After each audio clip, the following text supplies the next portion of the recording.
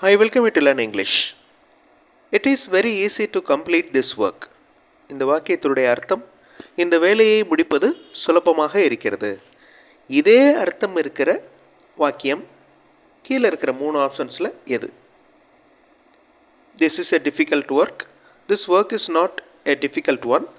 Complete this work fast. இந்த 3 வாக்கியத்தில் middle இருக்கிற சென்டென்ஸ், மேலே கொடுத்துருக்கிற சென்டென்ஸ் உடைய அதே மீனிங்கில் இருக்குது. This work is not a difficult one. இது ஒரு கடினமான வேலை இல்லை. மேலே இருக்கிற சென்டென்ஸ் பாருங்கள், it is very easy to complete this work. Other சென்டென்சஸை பாருங்கள், வேறு வேறு அர்த்தம் இருக்கும். இங்கிலீஷ் அண்டர்ஸ்டாண்டிங் எக்ஸசைஸ் இந்த வீடியோவில் பண்ண போகிறோம். ஒரு சென்டென்ஸை எப்படி புரிஞ்சுக்கிறது அப்படிங்கிற exercise. I welcome you to the channel Sentax. உங்களுடைய ஸ்போக்கன் இங்கிலீஷ் ஸ்கில் டெவலப் பண்ணுறதுக்கு வீடியோஸ் அப்லோட் பண்ணிட்டு வரேன். ப்ராக்டிஸ் பண்ணிட்டே இருங்க, கண்டிப்பாக டெவலப்மெண்ட் இருக்கும். Now look at this sentence. He started his work earlier to finish fast. இதை நல்லா ரீட் பண்ணி பாருங்கள். இதனுடைய அர்த்தம் என்ன அப்படிங்கிறத தெரிஞ்சுக்கோங்க.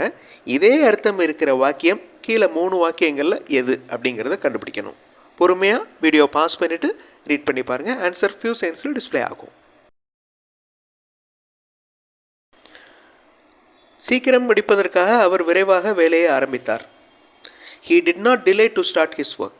That is the correct answer. அதாவது அவர் லேட்டாக ஆரம்பிக்கல வேலையை, அதுதான் மேலே சொல்லப்பட்டிருக்கு. மற்ற வாக்கியங்கள்லாம் வேறு அர்த்தம் கொண்டவை. Next sentence, we must believe good people. இதனுடைய அர்த்தம் என்ன? வீடியோ பாஸ் பண்ணிவிட்டு யோசிங்க. கீழே இருக்கிற 3 ஆப்ஷன்ஸில் எந்த சென்டென்ஸ் கரெக்டாக மேட்ச் ஆகும்? வீடியோ பாஸ் பண்ணிக்கோங்க. ஆன்சர் ஃபியூ செகண்ட்ஸில் டிஸ்பிளே ஆகும். நாம் நல்லவர்களை நம்ப வேண்டும்.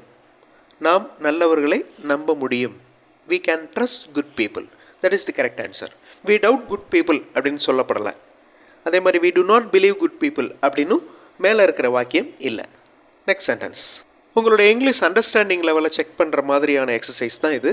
அட் தி சேம் டைம் உங்களுடைய இங்கிலீஷ் ரீடிங் ஸ்கில்லையும் டெவலப் பண்ணும். Now look at this sentence. Parents don't destroy the hopes of kids.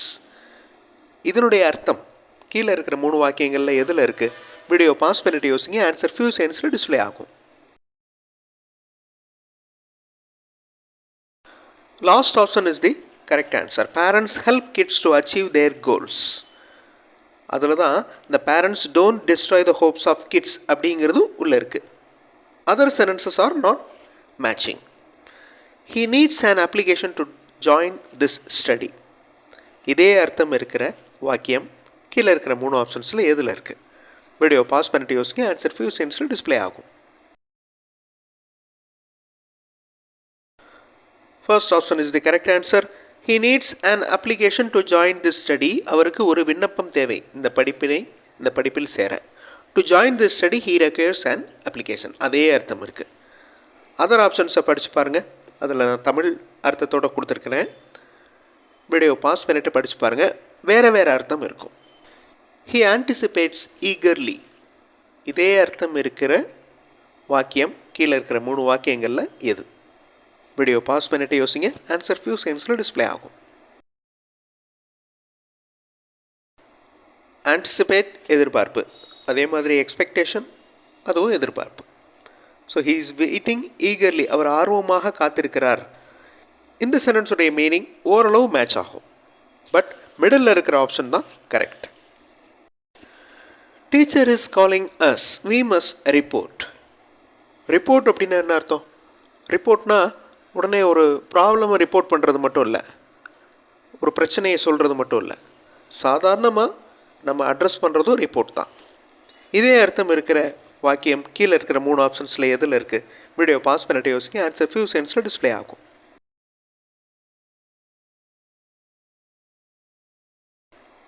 Last option has the correct answer. Teacher is calling and we must meet him.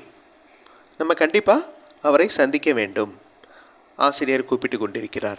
Present continuous டென்ஸில் இருக்குது. Teacher is calling us. Other sentences அதனுடைய Tamil meaning பாருங்கள், வேறு அர்த்தம் இருக்கும்.